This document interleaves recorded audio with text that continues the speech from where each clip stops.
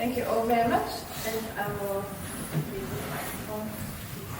Thank you very much, Manon. I would like to welcome Dr. Mosconi and the entire Tecno team. It's a pleasure for me to be here among you. My name is Farah Nayeri. When I'm not moderating a talk, I'm a journalist for the New York Times on culture, and I think Patrick finally has his... Patrick, are you okay? Is your sound working? Yeah. It's all working now. It's all good. Okay. I'm getting you in Italian now. Very helpful. Okay, great. In a brief moment, I will be turning to my speakers, very brief. But first, I thought I would tell you a little story from a few years back that involves Patrick and Zaha Hadid, the person whose name is on this building, and that connects in some way with the architecture we have before us here today. In the summer of 2007, the Serpentine Gallery, which I'm sure you've all visited, was preparing to inaugurate its annual summer pavilion. And the designer was a very famous artist, I'm sure you all know, called Oliver Eliasson. But there were construction delays, logistical delays. So it became evident that the pavilion would not be ready on time for the party, the summer party, which is an important fundraiser for the gallery. I will ask you please to look at me, because what I'm saying has nothing to do with this. So for the time being, concentrate on what I'm saying. The director of the Serpentine Gallery, Julia Peyton-Jones, was in a state of extreme distress. So for those of you who were watching the slide and didn't catch the beginning, the pavilion was late. The pavilion was not ready. What are we going to do? Oh my God, oh my God. Who are we going to turn to? Julia Peyton-Jones was in an absolute state. So she picked up the phone and she dialed her close friend, Zaha Hadid, who had designed the very first Serpentine Summer Pavilion in the year 2000. As you know, Zaha was a pioneer in the Serpentine as well. So I believe, I know from my personal connections that Zaha took the call when she was sitting in the back of a taxi. And Julia sounded extremely emotional, possibly even tearful. And she was so upset, and she said, "Oh, Zaha, please, you have to help me. This pavilion is late. What am I going to do? What am I going to do?" And of course, I'm exaggerating because she's British and she would not have put it this way, but that's the way I'm putting it. And so she immediately, then Zaha said, don't worry, don't worry. And of course, I don't know how she said it, but she said, "Don't worry, we'll take care of it." So Zaha immediately consulted Patrick, and they put their heads together, the two geniuses put their heads together, and they came up with a design. Within weeks of that phone call, Zaha and Patrick had computer designed and built Lilas, an open-air structure composed of 3 tensile fabric parasols that looked like thick-stemmed calla lilies. As Zaha explained, the structure, I quote, took inspiration from complex geometries such as flower petals and leaves. Like so much of what Zaha Hadid Architects does, the structure was a fusion of nature and the future. So, Zaha Hadid Architects, now you can look at the slides, has designed another structure that fuses nature and the future, Alice, the structure that you see before you right there and on the screen, a mobile meeting room that is inspired by the organic form of an orchid, with petals that are running like ribbons along the ceiling and the walls of a glass cube, measuring nearly 6 meters in length. These wings allow light to pass through and at the same time elegantly ensure privacy for those who are sitting inside. The mobile pod can be installed indoors, outdoors, in offices, in commercial spaces, stations, airports, and they allow people to meet and connect safely and securely, but also with privacy and visibility combined. And it was designed by Maria Cironi, who is here with us this evening. Congratulations, Maria. Thank you for being here. And the project was led, of course, by Michele, who is one of the directors here, and Michele Pasca. Thank you so much, Michele. It's a really exciting thing to be able to talk about a project and sit next to it. You know, usually we talk about buildings, but we're not sitting right next to them. So, Giuliano, first of all, I asked permission to call Dr. Mosconi Giuliano before we met this evening, because I was calling him Dr. Mosconi, but then I said, Dr. Mosconi, if I call you Dr. Mosconi, then I have to call him Professore Schumacher, and we're going to never hear the end of it. And I asked Patrick, how many PhDs do you have? And he very shyly said 2. Is that all? Anyway, so I think to keep the thing a bit less formal, we're going to go with Giuliano and Patrick. And so Giuliano, when we spoke yesterday, you mentioned that the idea for this mobile pod came up at a dinner in a restaurant in Trattoria in Milan during the Salone del Mobile in 2018, when you, your colleague Alessio, Patrick Schumacher, Michele Pasca di Magliano, enjoyed a meal at a historic trattoria, as I said, called Antica Pesa. And, you said, drank lots of wine. Can you tell us the story of that encounter which gave birth to this beautiful object? Well, a first observation, maybe you shouldn't go to dinner with architects. Maybe you should avoid that. Why?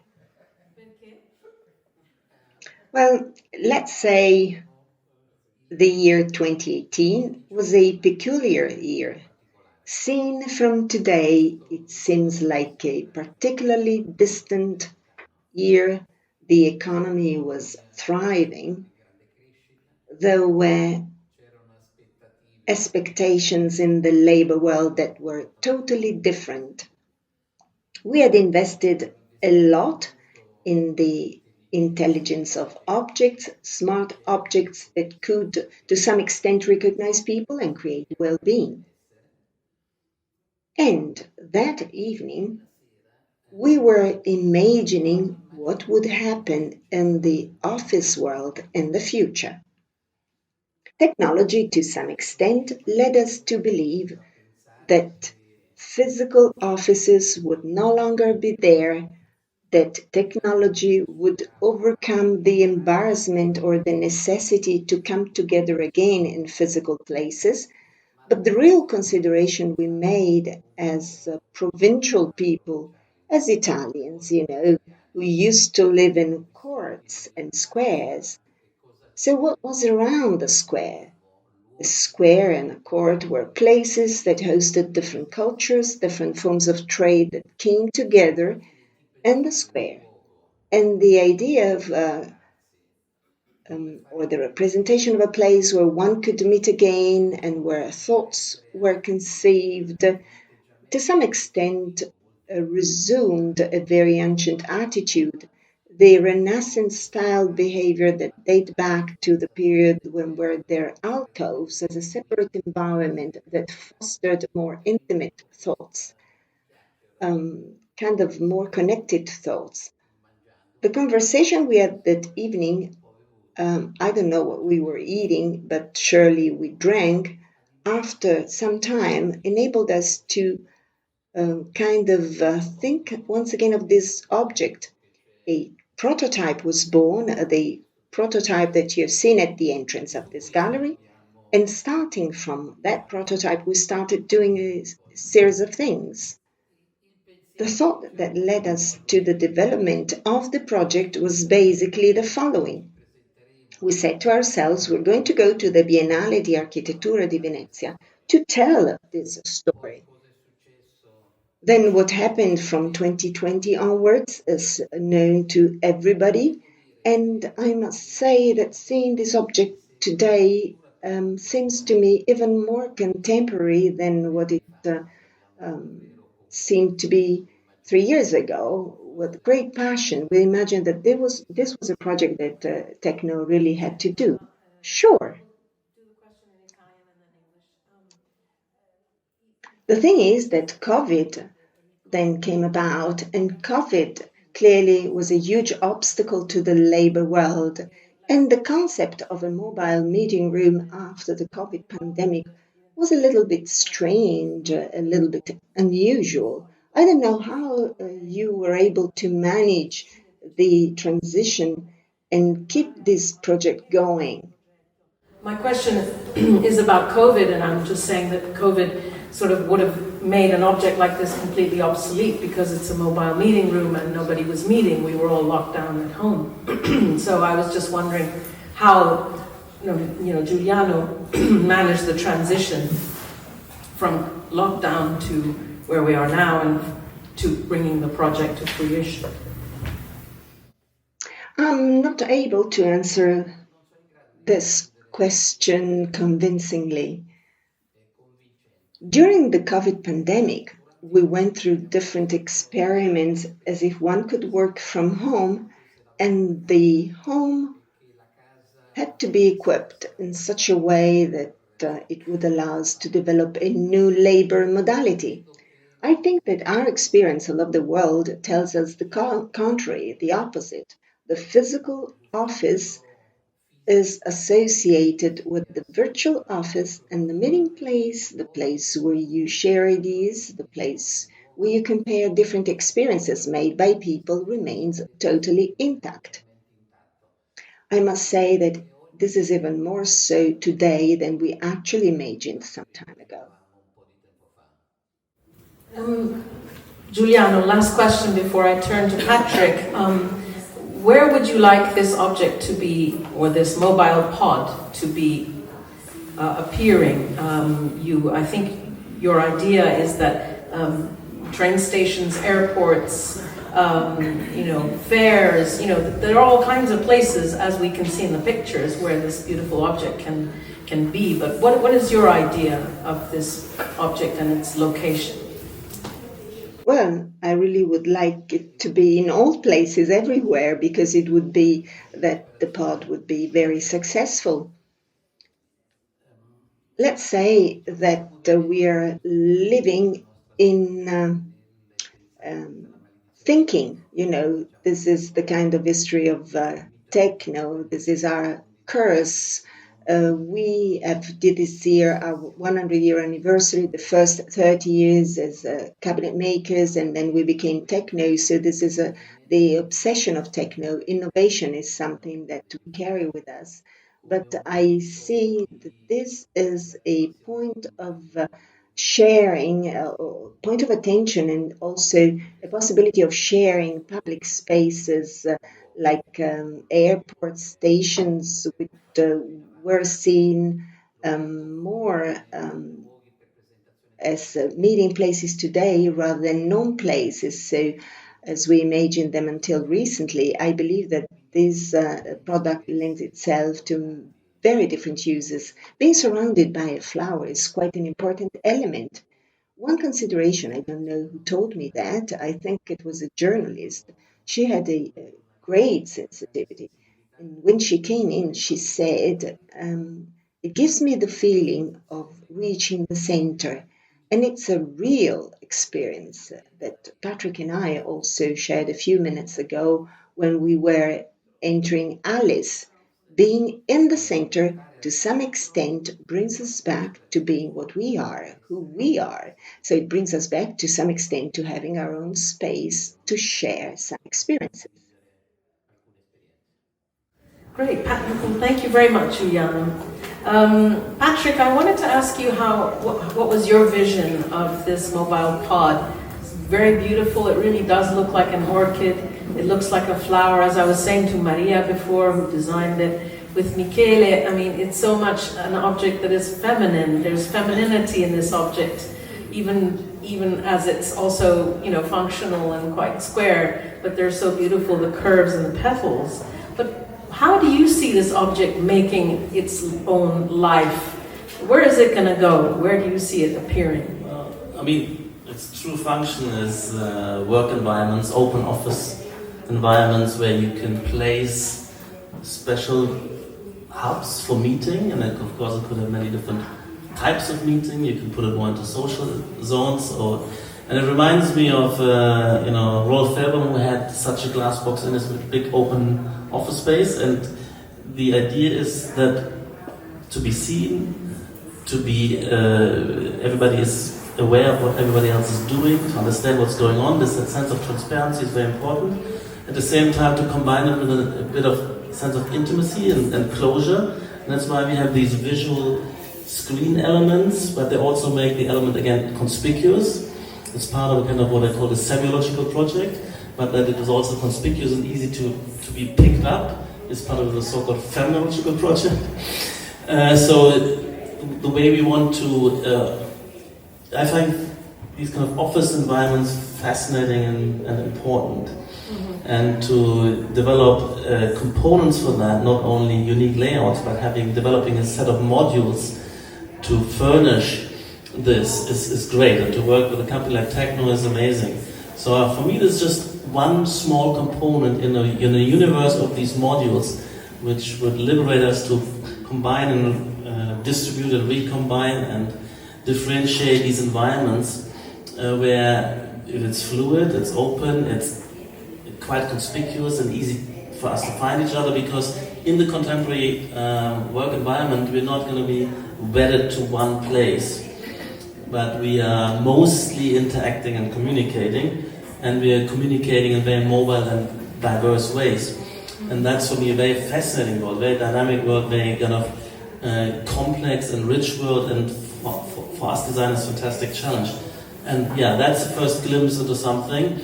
And hopefully there will be more. Yeah, and I mean, I assume that employers like yourself have to entice your staff, a number of whom are here tonight, to come into the office now after, the COVID, because there's the option of working from home. So I guess we do need these sort of sexy, snazzy meeting rooms like this, rather than the square, boring, like rows and rows of, glass panes. To attract people back. Say, hey, you can go and put your meeting in there. I'm a great believer in that we have an elegant workplace which is inspiring, which, speaks to the 21st century and has something to do with what you're working on. And to get something delicate and elegant in your surrounding is very important. I mean, it's a privilege that we could actually renovate our offices, and we're having plans for building our own office building in the next few years. That's, I think, very important, and we've been kind of a bit of lacking of that in the past. And yes, definitely true that we need to entice people, so they got so used to working from home and the conveniences of this, but we really want to bring them back together and come to the office. That's why we have a lot of social spaces, a lot of meeting spaces. Half of our spaces is for meetings, and they need to be open and transparent, so we have glass doors everywhere. And so we have, but it needs to be stimulating, it needs to be kind of nice, as you said, enticing, sexy to some extent. And that's an important part of it. You can't, because in the cultural industry you have to feel good and be in the mood, and there's nothing to do with forcing anybody. It's really wanting to come together and do something together. Yeah, we are living in times where the workplace and the future of work is a really big question mark. AI could put us all out of business, as you know. But then I recently interviewed you and colleagues for a New York Times article about AI and office design, and how you guys are using AI to redesign the office and make it smarter and better and more adapted to needs. But so I would like you to kind of answer this sort of philosophical question of what is the future of offices? I mean, are offices going to, down the line, maybe disappear? In which case, something like this could have a purpose, to have something pop-up meeting room. Or are offices going to be, remaining? In which case, this still has a role. Well, I mean, I love, by the way, this sitting out in the landscape in Venice somewhere, or in a Renaissance square in Milan and so on. These were visions of work, from the late 60s also, where you just inhabit nature with these pop-up events. That's lovely. I don't think it's a reality. But I do believe that we will be, and we are currently working hybrid. Every meeting is hybrid. And we are working while we are designing office spaces, headquarters, and we would love to develop more. We've had concepts for interesting, flexible office furniture and reconfiguration, and this is an important part of it. We're also working on virtual spaces, and we're developing a metaverse where creative industry firms and people can come together, display, but also have panel discussions, communication, work together, and also digital twin work environments where we actually collaborate virtually. And I love this potential of this as well, because this is, I can imagine on the inside all four surfaces could be LED screens, and they transform from transparency to projection and invite you into virtual environments. Because I don't believe that it will all be virtual from home. There will be these hybrid environments, and the interfaces into virtual work environments will be physical work environments or physical urban spaces, meeting spaces. That's what I believe in, and I think Tecno is interested in these kind of ideas. And it hasn't happened yet, but I think the experiences we have early on with virtual work environments and metaverse spaces is so compelling that it's only a question of when this avalanche will come. It's very interesting, to see this pod as kind of like a harbinger of the future, because of a future in which more and more people will be not in the office. They'll be at home, and then a few people will be in something like this, doing a presentation, and then 500,000 other people will be at home, and everyone will be watching this on screen. So it kind of seems like this is a bridge between pre-COVID and post-COVID workplace. It's, it does seem to have a lot of potential to me, outside observer. But so I just also wanted to ask Giuliano now, and by the way, I would like to hand the microphone over to you guys if you have questions, whenever you like. So if you do have a question, let us know as soon as I finish this next exchange with Giuliano. And I wonder if Michele and Maria want to say a few words. I mean, that would be nice too. But so, Giuliano, I wanted to ask you, Giuliano, if you could explain to me why you chose Zaha Hadid Architects to create this vision.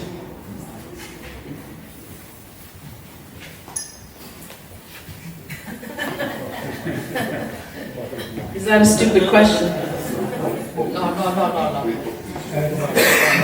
Rather than Foster, which they work with, of course. Oh, instead of Foster, who you work with as well, Patrick tells me. That beautiful table which I have in my house, due to its coloration. No, but it's not my fault. It's not my fault. It's a matter of age. It's a matter of age, and so having had the opportunity to share so many experiences with so many people who have worked on this project,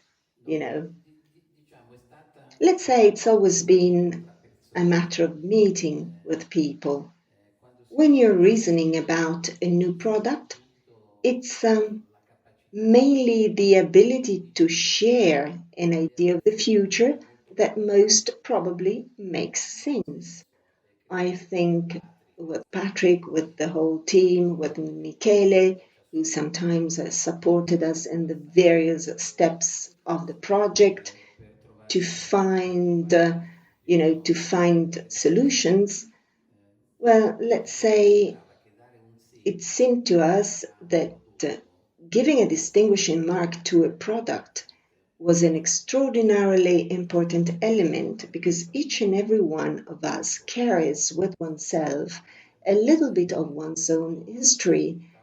In my life, I've had the opportunity or the misfortune to have so many brands besides this one.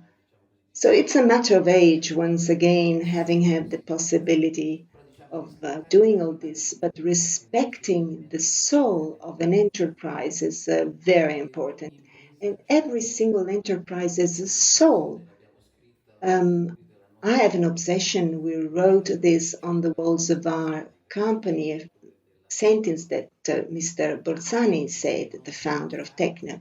He said, "We are not made to work with things that have already been understood and acquired. So to some extent, we have to imagine a new future, and this kind of activity that we have done together is really a picture of the future."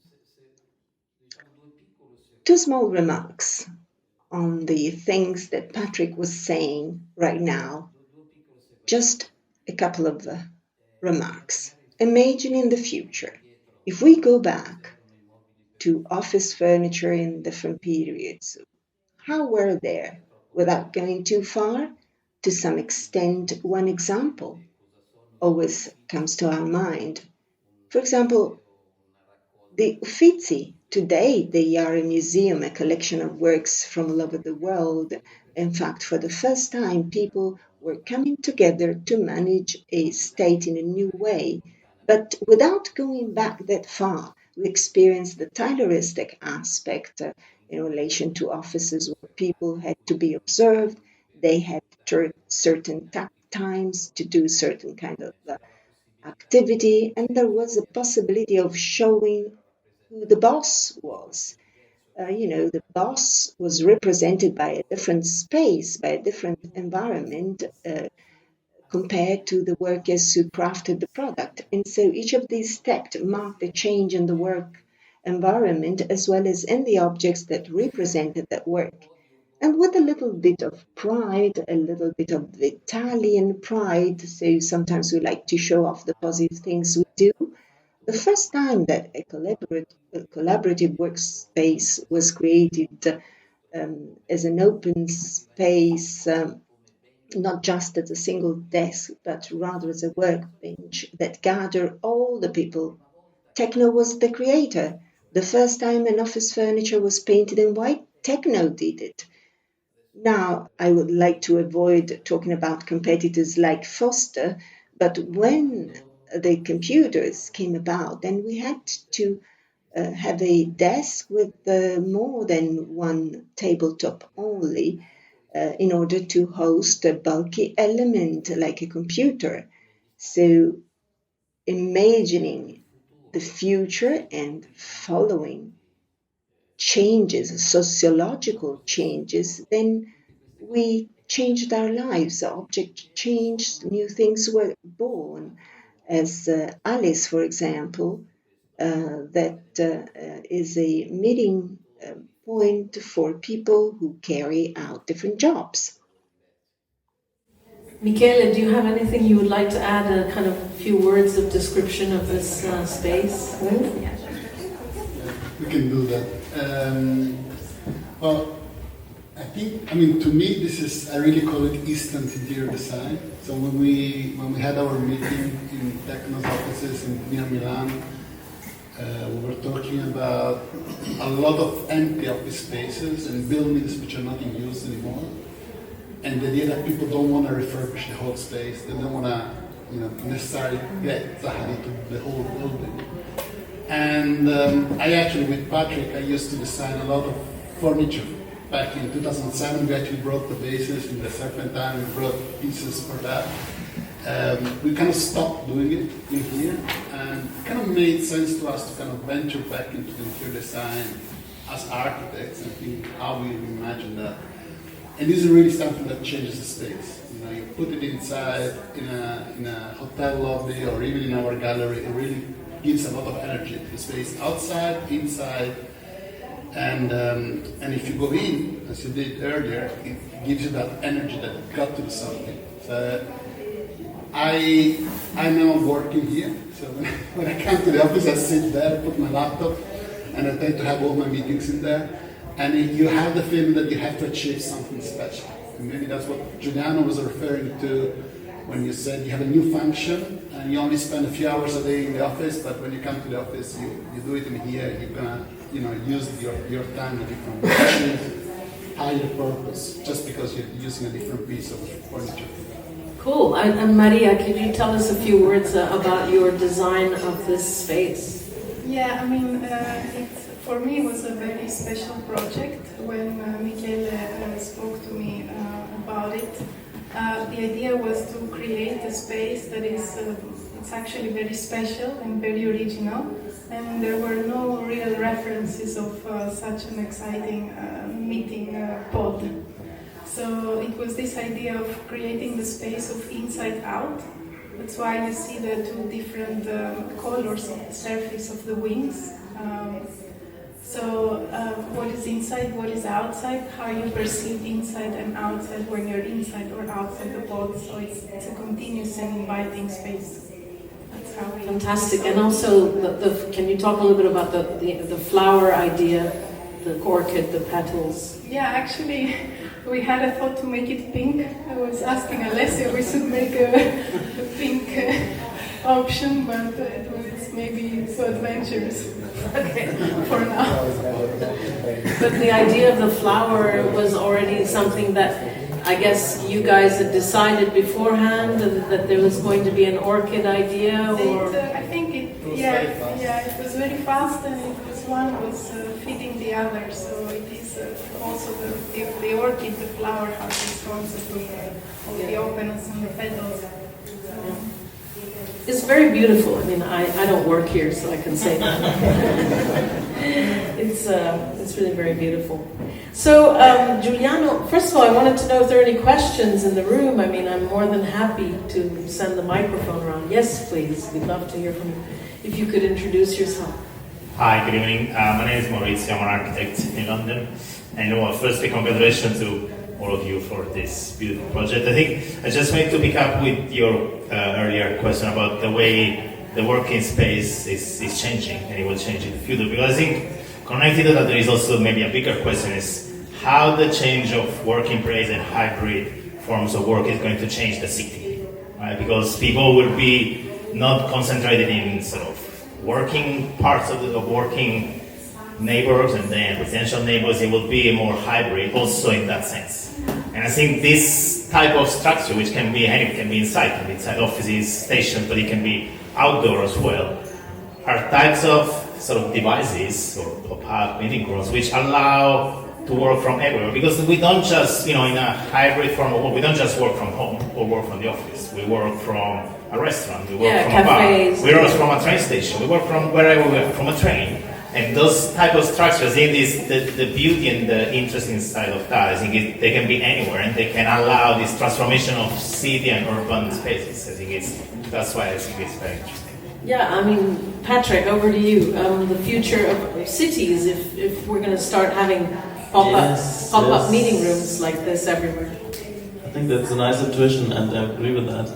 I could imagine that being close to my home, and use that, having it, again, I'm thinking of a big screen, an interface into the rest of the world, rather than being just in your own little home.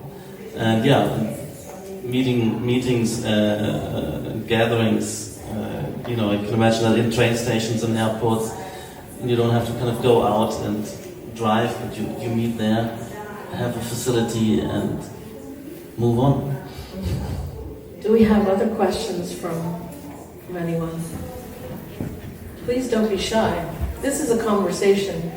We want you to join in. I will take it. Yeah, go for it. Paolo Zilli from Zaha.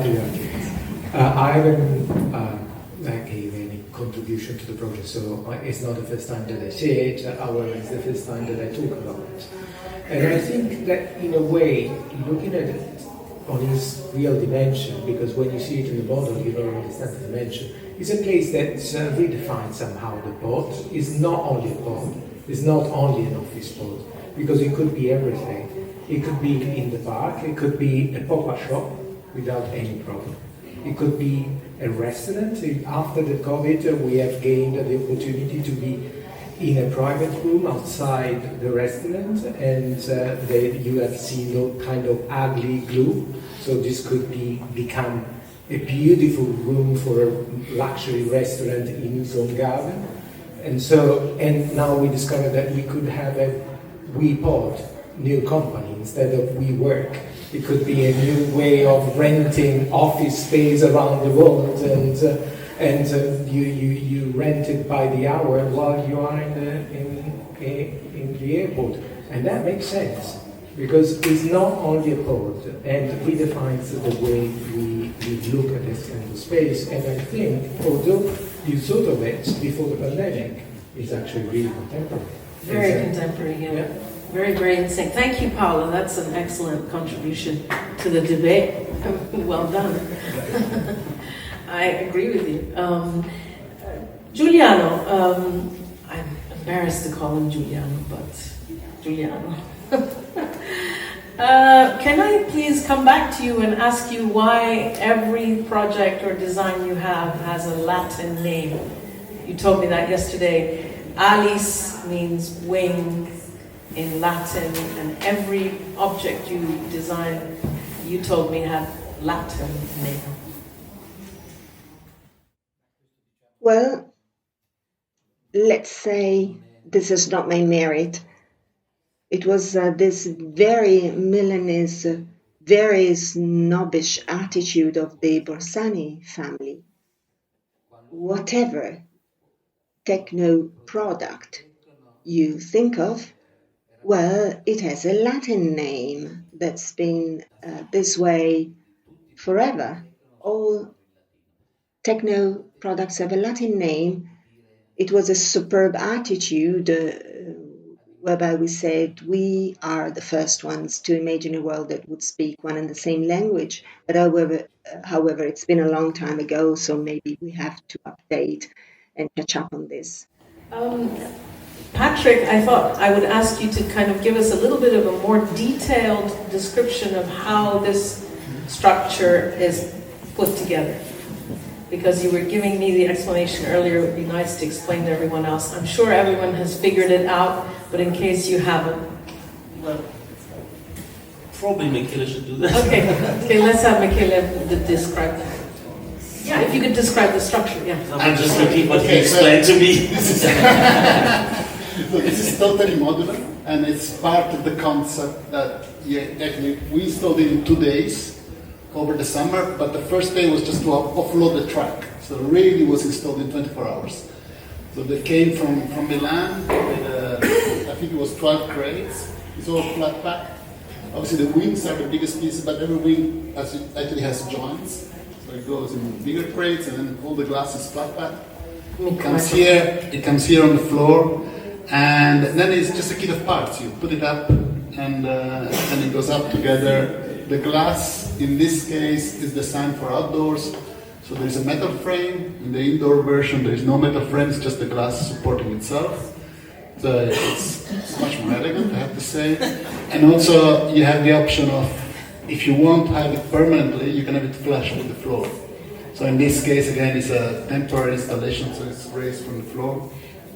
And it's really 2 pieces, it's glass. And then we have the fiberglass cover, sorry, the glass fiber, the fiberglass wings, yeah, which were, actually we had the representative from the company that built it. So she's the daughter of the man that actually we found could build these things, because it wasn't that easy. And we're very lucky that Giuliano is a keen sailor, so he has all his contacts in the sailing world in Italy. And he had the guys that actually could build the actual wings, because obviously that's the big challenge, is to make something like that, not as a one-off, but as a proper industrial 42-piece. And the geometry is really well done. That's non-trivial.